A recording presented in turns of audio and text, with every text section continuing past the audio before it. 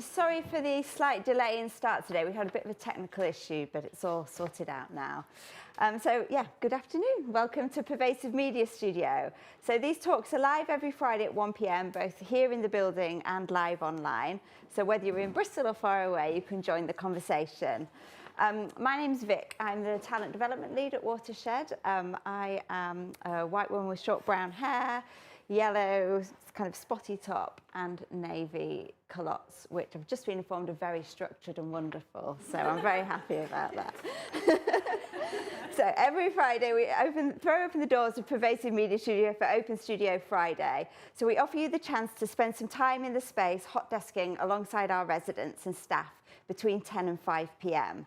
And especially a big welcome to anybody who's new to the studio today, for whom this might be the first time you've come along, so welcome. So what is Pervasive Media Studio? So we're a diverse and collaborative community exploring creativity and technology with everything from comedy to coding and product development to performance art. It's a partnership between Watershed, University of the West of England and University of Bristol. We offer studio space with desk space, meeting rooms, events and opportunities to our residents as part of our spirit of generosity and mutual exchange. We're also a space for people to take risks with embryonic ideas and to make time for collaboration. So quick bit of housekeeping before we set off. Feel free to move around. You don't have to stay in your seats the whole time. If you need to get a cup of tea or a glass of water, please go ahead. We have a quiet room just next door here for anyone who needs to take a break at any point. There's fire exits at either end of the studio, just on the other side over there. So if the fire alarm does go off, a member of the studio team will help you to find those and come out of the building. We've got accessible toilets over there, and baby change can be found in the corridor next to the kitchen. There's a Q&A at the end of the talk. For those of you watching online, you can pop your questions in the YouTube chat. And if you're in the building, you can raise your hand. I have got a microphone that I'll bring round. The microphone doesn't amplify your voice, but what it does is allows people who are watching online to be able to hear what you're saying. So if you can just hold that right up to your mouth as you're speaking, that's really helpful. So you can get news on all our future talks by heading to watershed.co.uk/studio, at PM Studio UK on Twitter, and at Pervasive Media Studio on Instagram and Mastodon. So that's kind of my bit done. So our speakers today are Rachel Coldicutt, Promising Trouble Director, and Roseanna Dias, Promising Trouble Inclusion Research Producer. And they're here to tell us about Promising Trouble's work in community tech. So please give a warm welcome to Rachel and Roseanna.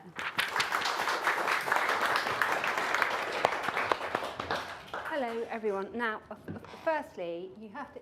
If I wander over here, can you all sort of go like that? Because I do drift. So, hi, hello, lovely to be here. We are, one of the things that's lovely is Roseanna and I have been working together virtually, and this is the first time of actually meeting. And it's the first time of telling a story that goes from sort of a theory all the way into practice. And so if it doesn't make sense, then say. We work at a little research and a social purpose studio, and we do two kinds of work. One is we work with people who pay us basically to help us solve their problems, whether that is looking ahead at how the world might be, or thinking about how to make their technology more equitable. And then we spend some of that money trying to pilot and demonstrate how actually technology can be better and more equitable. And for this work, we've been lucky enough to partner with Power to Change. And what I'm going to do is, rather than telling you initially about all the ins and outs, if we start by thinking about what if we thought about technology differently? So, what if, rather than thinking about, I don't know, quantum and AI and all those things, if we thought in the said about a world where we have enough technology now, but the problem is not everybody has it. What if the biggest challenge is not making more things or more technology? What if the biggest challenge is distributing it more equitably? And community tech, we hope, does lots of different things, but one of the things, you know, it's really there to do is to share the capabilities and potential of technology that quite often lives in business or government, and to turn it out into the power and potential of others. So, yes, what if we were living in a world where the purpose of technologies was to reach everyone, everywhere, and to make us all happier, healthier, richer, rather than concentrating that in a few?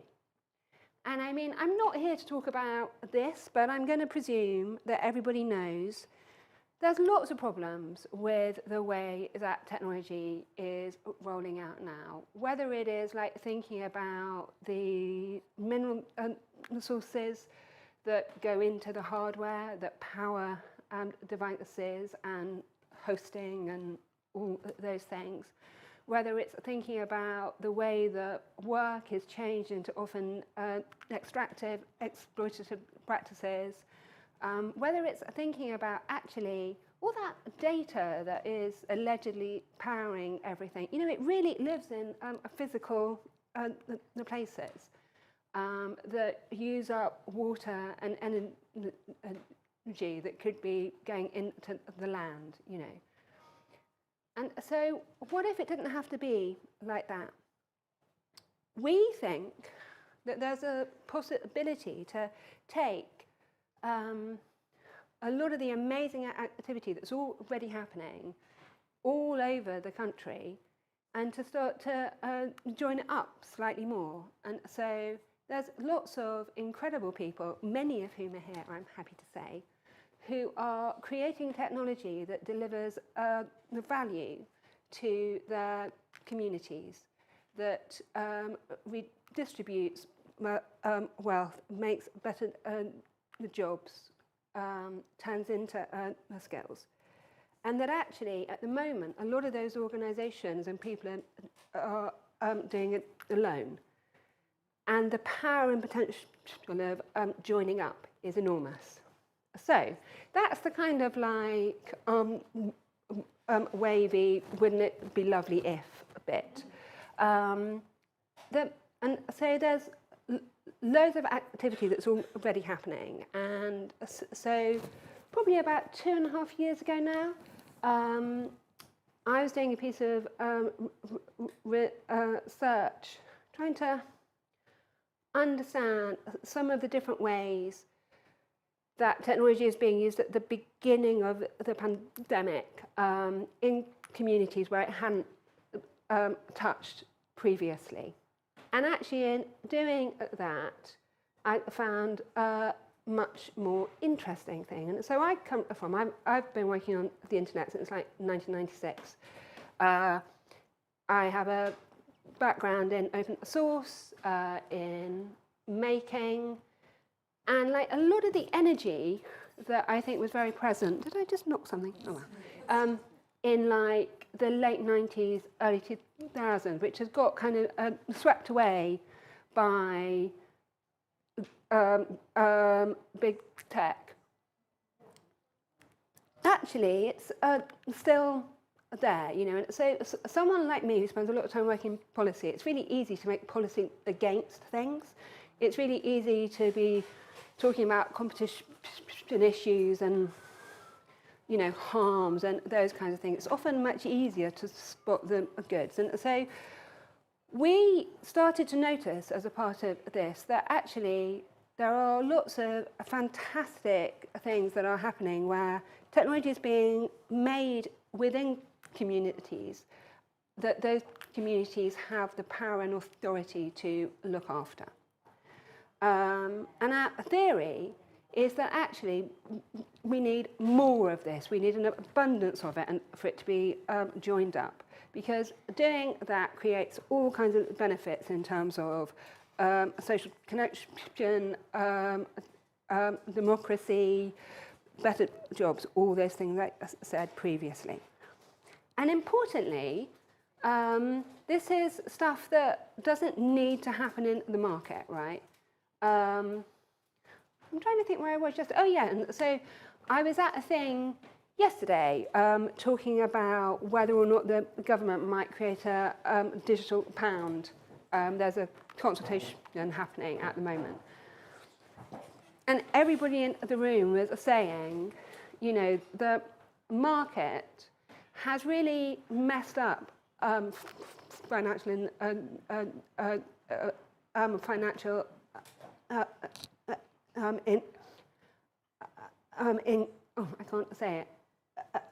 inclusion, right?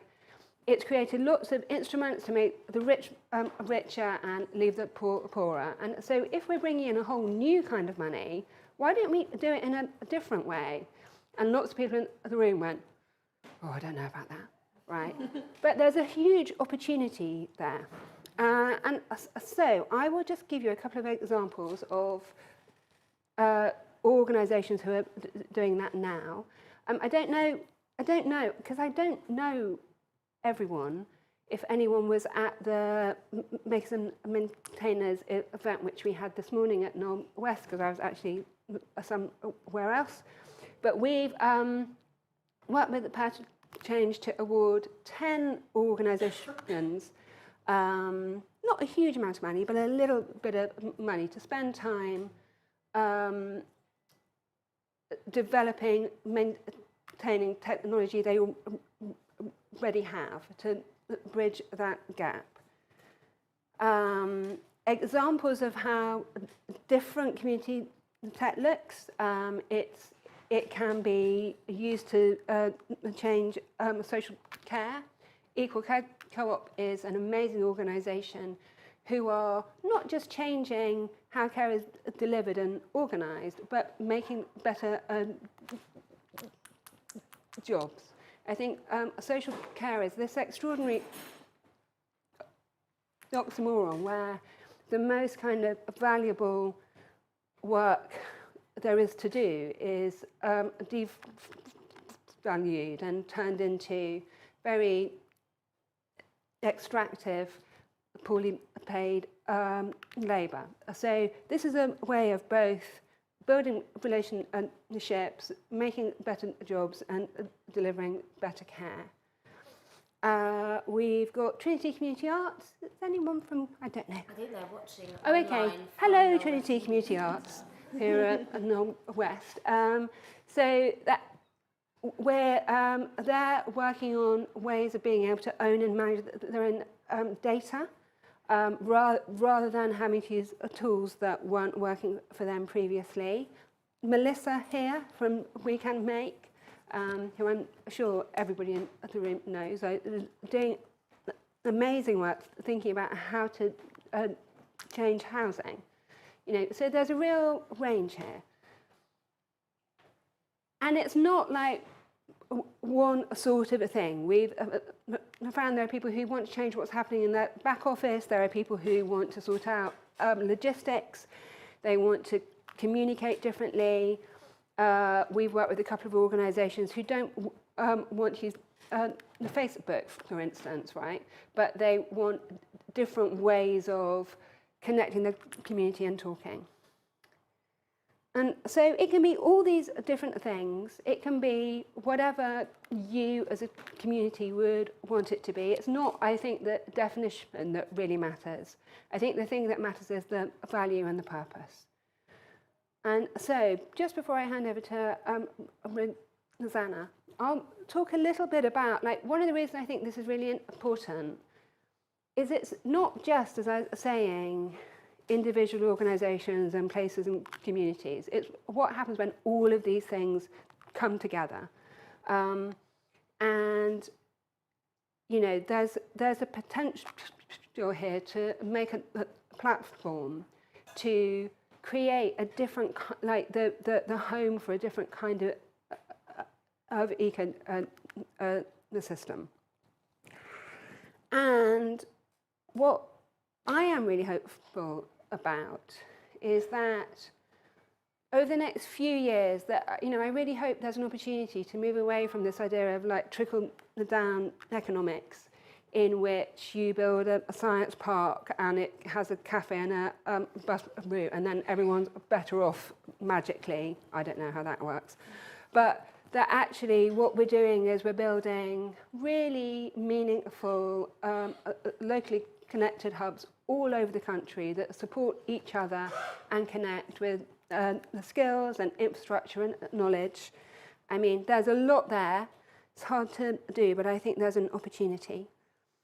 And that actually, you know, I think overall, the way that technology and progress and productivity are often talked about and framed, it's to do with a very specific kind of value. It's to do with economic value. And that actually the potential that we all have of making and doing together and of using technology to achieve our shared ends is enormous. We've also been doing some work on how community tech can be more environmentally sustainable, thinking much more consciously about what hosting hardware design means in the context of that.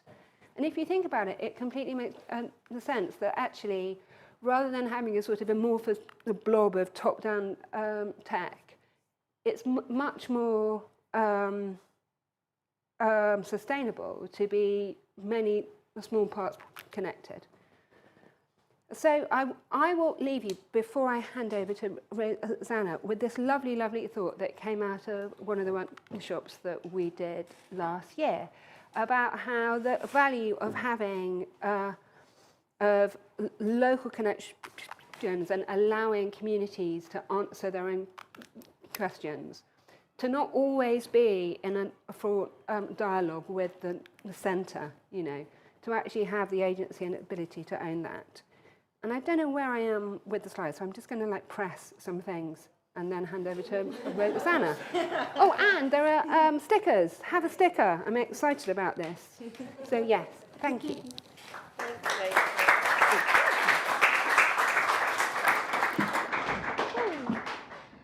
And I'm just going to move things around just a tad so I can look at some notes as I speak to you. So just take a minute to do that. No, thank you. Yeah, I think it's good. I think so. I gave it a little test drive earlier. Yeah, so my name is Roseanna. It's really nice to be here. I'm inclusion research producer at Promising Trouble. This is the first time we've met in person, and I'm here for about 5 months, and I do 2 days a week, so I'm kind of still in my, I've done 4 weeks, so I'm kind of still in my first week. So just to like caveat all of that with that very honest start. I'm really excited to be kind of leading on designing the inclusion strategies for the community tech program, and my focus is very much on this community of practice. So I'm going to talk to you a little bit more about what that might look like in practice, and I guess build on some of the theory and context that you've heard already. I'm going to talk a little bit about what that means, and I'll talk to you kind of talk to you about who it might be for, how you can get involved, and a bit on our approach to inclusion, but also how you can maybe support with that approach as well. And then finally, I'm going to tell you a little bit about a funding opportunity from Power to Change. So I'm just going to talk you through that briefly at the end. And I just wanted to give a quick note, I suppose, on what kind of led me here, because I sometimes think that that's quite opaque when people stand in front of you and talk about things, especially when I'm so new. So I'm a freelance producer and a curator, and I'm really interested in this like intersection of community and design and infrastructure and care, and how we might, I guess, rewire some of our more traditional approaches to things. So the Promising Trouble approach and team's very inspiring. I think they're doing amazing work in community tech. And I've done lots of bits of inclusion research, some of it in the tech space, a lot of it in the creative industries. So this is an interesting, newish space for me to be in. And I am also resident here at the Pervasive Media Studio. So there's a little bit to tell you about the community of practice. What is it and what could it be? We don't know exactly what the potential of this community of practice might be, or even community tech, because it's going to be designed and co-produced with the people who become a part of this community. But generally speaking, we think it is a network and a program that brings together individuals and groups, businesses, and that's people from across the 4 regions of the UK, all of who are interested in community tech. And really it's about providing a space for collaboration, connection, learning, and sharing resources. And there's already a lot happening in the community tech space and in the sort of social innovation space. So this isn't about reinventing any of that at all. It's about amplifying the abundance that already exists and joining up practice across regions. And so we really want to connect, to collaborate, to maybe bridge some of the gaps that exist and provide entry points, especially for those who are maybe like, feel a bit on the margins and a bit like, what is this thing? How could I get involved? I've heard about it, or maybe I haven't heard about it, but now I've heard the term and I want to know more. So people who are maybe curious to find out more. And I suppose an example of that is where there are I'm learning about this, but there are quite specific niches within the community tech space. So things like open source, platform co-ops, and kind of systems and infrastructure that very much serve third sector businesses. But it's like, how do those things fit together, and how can we create spaces where people can talk, you know, across those different niches? So, you know, this will be an opportunity to support exploration, experimentation, and this discovering of new opportunities and interconnection, and also signposting funding opportunities like the Power to Change Discovery Fund, which I'll talk a bit about. And a bit on, I suppose, the governance goal for the community of practice.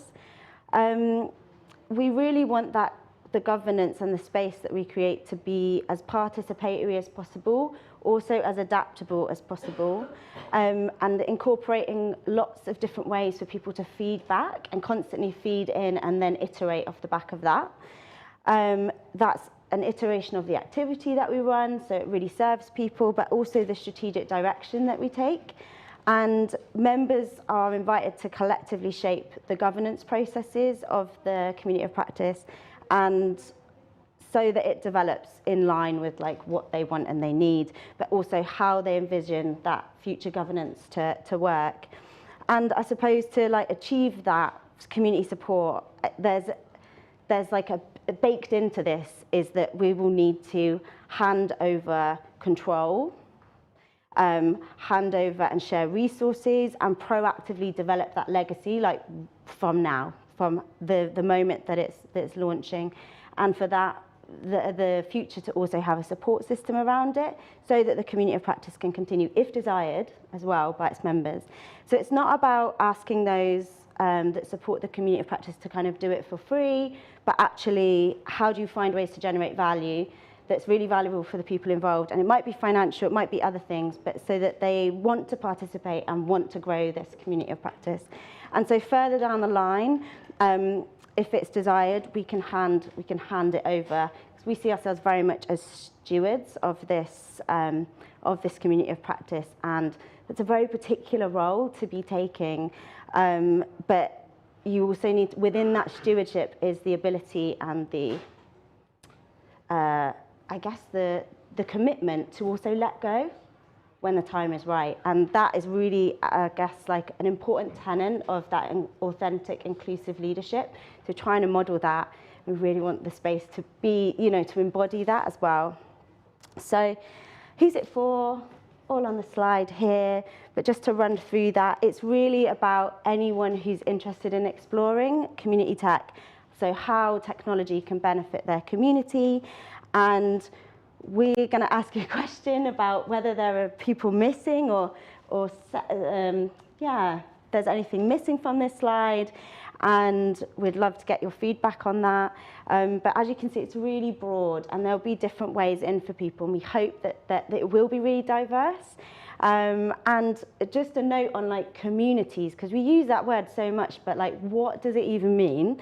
And I guess we think of it as communities might be place-based, but they also, and they might be place-based, and Rachel talked a bit about this before, like the place is really important, and when we think about generating value, building resilience in specific locations, but actually a community might be centered around shared experiences or interests or needs, and it actually might spread across loads of different geographies and settings. So there's not, with all of this, there's just not a one-size-fits-all. And we really hope that the community of practice will be relevant to many different people. And, you know, whether you're someone who's got loads of experience or someone who's like just starting out or completely new to the space. So this is kind of how all of that research and theory and really beautiful research that's been happening over the last 2 years and the last year with Lynn Davis and Kate Swade did some initial research, kind of reaching out to lots of different practitioners, including the makers and maintainers who you kind of saw in the presentation before, and asking them like what are the values that should inform the community of practice, and like how does that translate into activity. So that looks like action learning sets, which are multi-headed coaching spaces. I really highly recommend that as a learning space. I've practiced that quite a lot at Rising Arts Agency, and it's very phenomenally empowering because the knowledge is in the room. So it's just about asking interesting and supportive questions, and learning to do that in a group builds a solidarity and a shared language, and it's beautiful. I would really recommend. And then we have monthly online meetups. So the first 2 are scheduled for the 30th of June and the 13th of July. They'll be online, and we're just kind of designing what they might look like and feel like, but hopefully there'll be a mix of people in that Zoom room, and I'm going to host the first 2. Then there's a break in August, which is nice. And we will have some bursaries as well to support people who, you know, might need to have their time remunerated, basically, to support them to participate in those kinds of activities, and that'll be very like non-labour intensive to get those bursaries. And then we're developing and looking at partnership across the sector and in lots of different spaces. And yeah, if you have any questions about these things, we can maybe talk a bit more after.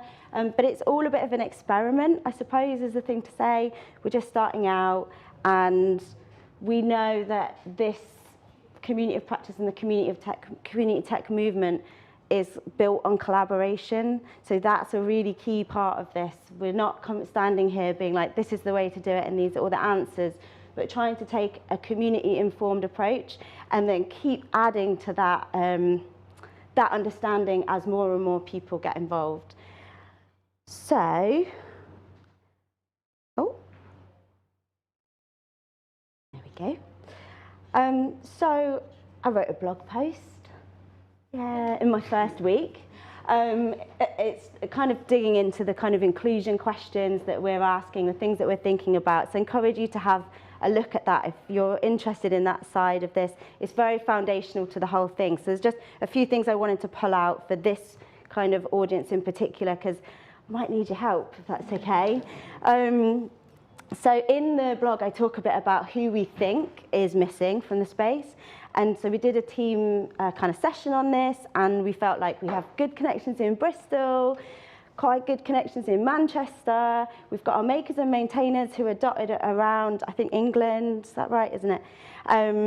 But actually, in the other regions of the UK, like Wales and Scotland and Northern Ireland, we don't have as much connectivity there, and we'd really want this to not be just like England focused. And then in England itself, like outside of those tech hotspots, who should we be talking to? It's not that we're going to neglect those spaces, but who else should be kind of, again, bringing into this space, and how can we do that really effectively and meaningfully. So I'd really like to connect with individuals, grassroots groups, people who are using community tech or want to, as well as like individuals who are maybe doing community work in their area, and maybe there are community tech practitioners who maybe aren't affiliated with specific groups. So it's quite disparate, I suppose, and part of my job is to get to know the people, and I'm a very curious and nosy person, so it's like really the work that I love to do. But yeah, if you know people who you think it would be good to connect with, then it would be wonderful to connect with them or to be put in touch with them.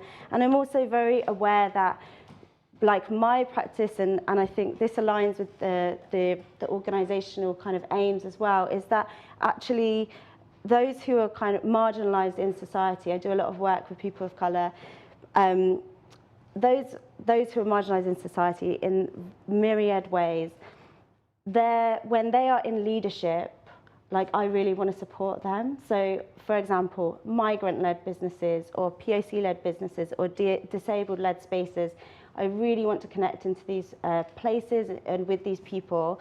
I want to support the offer to be as relevant to people as possible, particularly those who are working in a like for us, by us way. Like that is where it's at. So I also really want to encourage you to also please connect me up if you're happy to do so and comfortable to do so.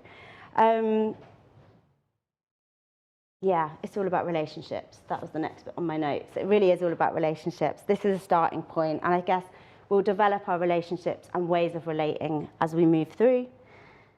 So this is like a call to action, get involved, got a newsletter.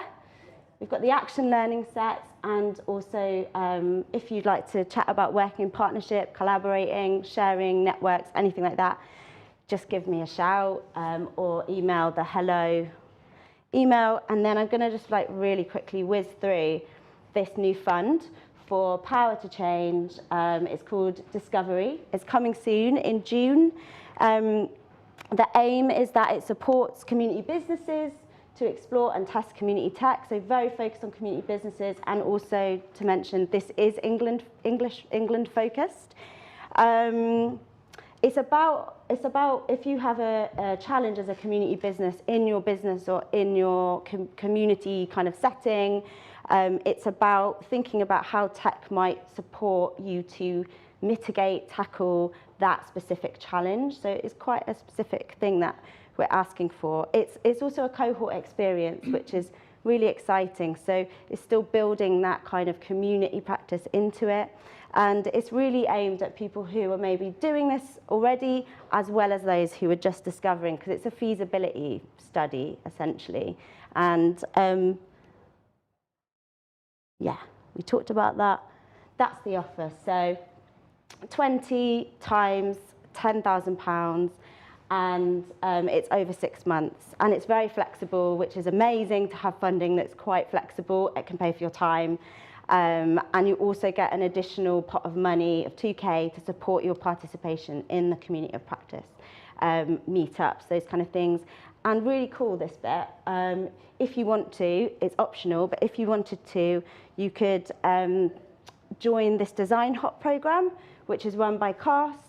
It's all about user-centered digital design. So again, a cohort experience, a learning experience, and it's all about taking your idea from like paper prototype, from idea to paper prototyping, and the next bit of like, what do you do now?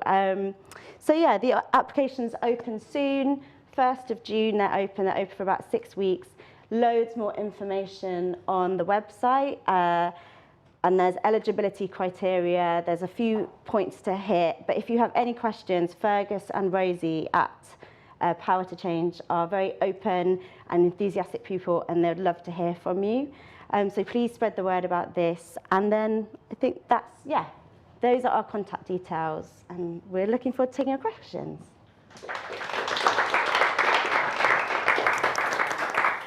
Fantastic, thank you so much.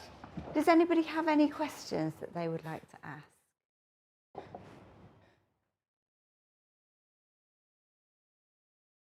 Well, feedback We'd love feedback. Yeah, we Yeah, really Any would. thoughts or feedback? Observations. Yeah. Other places you've seen that it might be good for them to know about. Thanks. I feel like this should make me louder, but it doesn't. Thanks so much for that. I really, really, really enjoyed that. I've been to some meetings recently that felt like the opposite of what you said. So that was like a drink of water, like hearing all that. And I also wanted to say I'm from Northern Ireland, and I can definitely put you in touch with some Thanks, mate. Northern Ireland. I guess what I was thinking about what I think about in my own research is how practices kind of connect and expand. And so there's so much relevant stuff in there around like connecting. And I kind of wondered whether there are also plans around like expanding to people who might not see that they're already working community tech, but everyone uses tech and everyone could work in that way, right? I mean, is it better to stand up or should I think sit down? so, because people Okay, online can probably see sorry. better. Let's just both stand yeah, up. just Okay. not stand Yeah, in sorry. front of. I mean, basically, one of the things that we're so lucky to have the support of Practitioner Change, who've been really visionary in their connection to this work. But I think one of the challenges is, you know, I would love it if this took over the world, right? But what we need is advocates and funding and support, and I guess like it feels like such a amazing opportunity to be able to put time and money into connecting. Like, I know such a lot of people who are just working really hard to do the thing they're trying to do, and you never have a chance to look up and talk. And I think, you know, I think what we're really hoping is that this becomes so important. It has to be funded and it has to continue to grow. And I think a part of that is, you know, I really hope if we can start to form and empower the community of practice, you know, there might be a what's the word, like a work effect. And so it's like, I think from our perspective, we would just love you to tell everyone, and then hopefully we can help to support them. Yeah, and I just wanted to add to that. This morning I was at, This morning I was at the factory, which is part of Knoll West Media Centre, and I was with the makers and maintainers, and it was amazing to be in that space with them. And so one of the themes that came up across the different groups of conversation, which was interesting, was this need for a shared language around community tech, and actually the community of practice, and needing to kind of quite explicitly probably help to support people to explore what that might be. And I think developing a language with people who already know a bit of what they're doing, how they describe it, is important, but it must also involve those who maybe, exactly as you say, Alice, don't yet have a way into that language. So it brought up a lot of things to think about, I think, in terms of that. Yeah, like how do you start? What is a community tech like glossary? Do you know what I mean? And like, how could the community create that? So yeah. Yeah, I know exactly what you mean. It resonates a lot with conversations we've been having around language recently as well. Pass it along now. One behind you, Joe, I think. Yeah, I was. So I'm in the same team as Alice. So my name's Claudia. I'll maybe grab you at the end. It'd be great to have a chat. Sorry, can I speak up? Yes. Okay, it's hard to know. I've not used Yeah, that this doesn't before, work so it's for a bit making okay. you louder. It's for online, isn't it? Yeah. Okay. So I'm curious about the sort of interplay between the use of existing technology. So you were saying maybe we have all the technology we need right now, and creating new technology that we need, you know, for communities from the bottom up, or retooling new technologies, you know, and the question of, you know, what power relations are embedded in technologies, what can be deturned, what can be hijacked, or you know, hacked, or what can't, and what and how you see those dynamics really. I mean, basically, this isn't my favourite thing to talk about. So, because I suppose that the thing is so because I do a lot of work in policy, right? In like a policy context where everyone wants like a shiny new thing, and everyone's like losing it over quantum, right? But what sort of drives me up the wall is like, well, these people over here have a perfectly good billing the system, and when these people over here would like one, they have to make it again because it doesn't exist in a shareable, componentized way, and it can't be retooled and updated and developed. And it feels like it's like we need to sort of just radically open up. And the potential to like reform that I think comes with that is enormous. And like, I would say what I really realise is one of the blockers is the skills needed to do that. Like we're in this sort of extraordinary place where the kind of technical competency you would need to have to like draw a thing down from a GitHub, modify it, deploy it in your own context, and then put it back into the shared space it's not a capability that everybody has, and it ought to be, And so there's I think this is the kind of like there are skills things, there are IP things, but it feels like if we can open up that potential more, we can change loads of things off the back of that, So yeah, super excited about that and really happy to support any thinking around that or making or doing.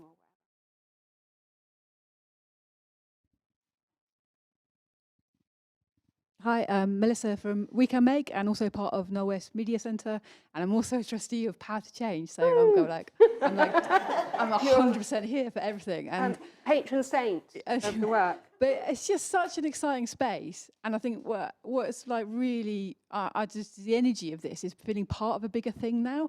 There's been a lot of kind of community-based organisation, place-based places, kind of really trying to do this for years, and it just feels like this maybe as a moment where we kind of broken through that we do have to change and do things differently. So yeah, everyone in the room kind of online, like join the party, join the movement. There's lots of people that want to play and try things out, and I just think it's just really, really exciting. And I think it's also that kind of sense that this is genuinely radical. It's a completely different model of technological development. We get so used to that Silicon Valley frictionless scale kind of like thing that we're thrown at. This is different. This is about people, the stickiness of people and places, and how you get that value to stick to people and places. So just everyone in the room, join the movement and come and play. And there's tons of people who want to come and play. It's not really a question, and I hate myself because I've been that person that's not really a question, as a comment. But anyway, it's really exciting. I just love what you're doing. Likewise, I mean, it's like we're only here because you're doing your work. It's like we're here to amplify and empower more of that. Loving. Hello. I would say that this is definitely needed after like 12 years of trying to do this work. Like I've either been in social enterprise where there's no tech, or I've been in tech rooms and they don't care about the social good. So like this feels like quite good. But I was wondering, like even on different programs I've been, it kind of falls back to the same funding models, and like I need alternative funding models. Like, so I wondered how, like you can get loads of different people in a room, but if it still goes back to like the same old funding models, then you're not really creating the change that you tried to create. So I was wondering how your groups link into funding models or thinking on alternative business models, I guess. And so in terms of, I mean, there's loads of things in there. I mean, longer term, one of the things I'm really hoping we can do is influence economic policy. You know, that actually, you know, this isn't something that happens on the margins because people are working around the system. You know, that that community value is something that is prized, you know, at the heart of our economy. And I think in terms of,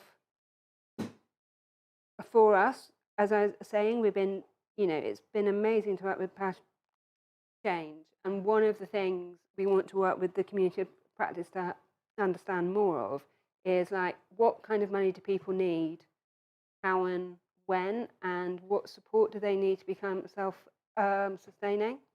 You know, and so like, I come into this having previously run a charity, which I think I will never do again, because, you know, I completely understand the tension in like fundraising to do what people don't know what it is yet, just doesn't really work, right? And so we have a model of trying to make our own pathway and working partnership. So I suppose my very waffly answer to this is, I don't know, but you're right, and we're working on it. And any thoughts anybody has would be really welcome. So yeah. Reminder, if you want to pop your questions in the chat, if you're watching online, Emma can read them out in the space for you. Will? Like Chloe, have been working sort of not in the specific space, but in the kind of like connecting, socially engaged space for a while. And connection is often a thing that always comes up, and there's lots of people doing pockets of this work. We're all sharing resources. On a very practical level, what are your strategies and your kind of plans for connection? What does that look like? How might that manifest? Have you thought about that yet? Well, I was going to just say something I didn't say from my notes, actually, which is that Anna Hamilos is joining the team as is joining the team as head of inclusion and community. Head of community development and inclusion. Anna starts in 3 weeks, and so we have another program as well, which is like very on the round in South London, and she'll be working across these two things. Yes, and also there will be we will be recruiting for a community manager for the community of practice. So I think there's definitely people resource being built around this thing that goes beyond my contract. So that's exciting, like to come into a space and be asked to sort of help build something, knowing that there's people to continue it, because often that's a tricky thing around inclusive practice, that you're asked to create, connect, build, generate energy and connect energy, and then you have to leave. And what have you actually built? So that legacy piece of the connection is really important. I think that in terms of plans for connection, looking into the future, we want to do deep dives into topics that serve the community. So, for example, that storytelling language piece feels like it could be a fruitful thing to kind of think about soon. And also there'll be an online space where people can connect, but that will kind of come later as and when people are asking for it, really. There are very practical ways in which that connection might happen, but how it actually unfolds in practice will be governed by the people who get involved and who we're connecting with. So there's flexible space. Yeah, and like we don't want to do that thing of say, let's make a Discord, and then nobody comes. It's just really awkward. Yeah, you're like the only one posting in the Discord. Not that. No. Online. Hi, so I've got a question. Actually, I've now got another question, so you're going to stay with me for a little bit here. So my first question is from Jill, and her question is, for those who can't physically get involved, how might they contribute to this work?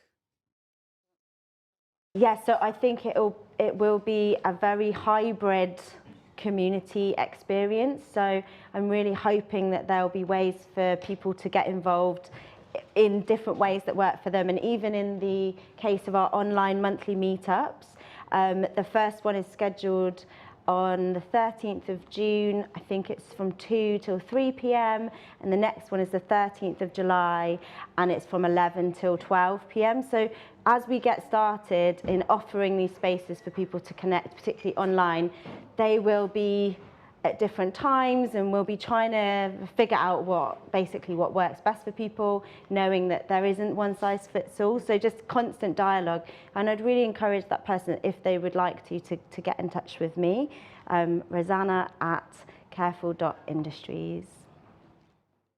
Lovely. And I've got another one, which is, again, good for knowing who to speak to. This is from Brian. Who do I contact in order to develop potential workshops? Cool. Thanks, Brian. Yeah, contact me. So, yeah, hello@promisingtrouble.net, and it will come to me, or Roseanna at careful.industries. I've got like 3 emails. I was going to give another one as well. Roseanna at promisingtrouble.net. I mean, they'll all turn up. It's my first week, okay? So, yes. Okay, it's almost 2 o'clock, so we do need to be winding up a little bit. Did you have something? Oh, no, you're not putting your hand up. Just an offer. Here, let me give you this.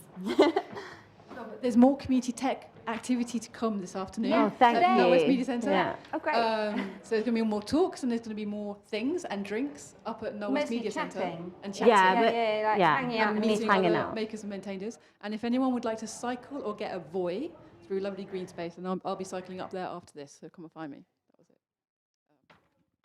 Fantastic, thank you. And I guess one final question from me is that, this is going for like YouTube in terms of Careful Industries and Promising Trouble, from working in a very kind of theoretical way to a very practical way. And I was just wondering, how is that for you? Is there anything coming up? It's really scary, but it's really important. It feels like one of the things I think we're trying to do is, some of the work I do is about going and telling people how it could be.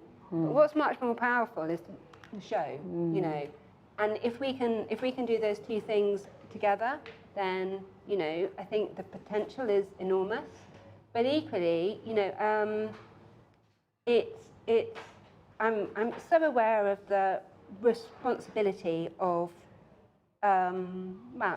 everything that you were talking about. It's like once you begin a thing, you need to steward it well. Yeah. So I think a lot of learning, a lot of growing, but exciting, I think, but a bit frightening. Yeah, amazing. Well, I think it's absolutely wonderful. Thank you.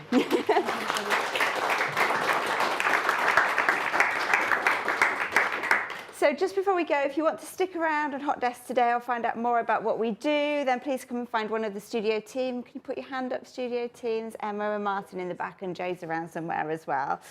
We'll be happy to help. If you're watching online, you can drop us an email on studio@watershed.co.uk with any questions. Thanks for being here today. We'll see you all same time, same place next week. Cheers.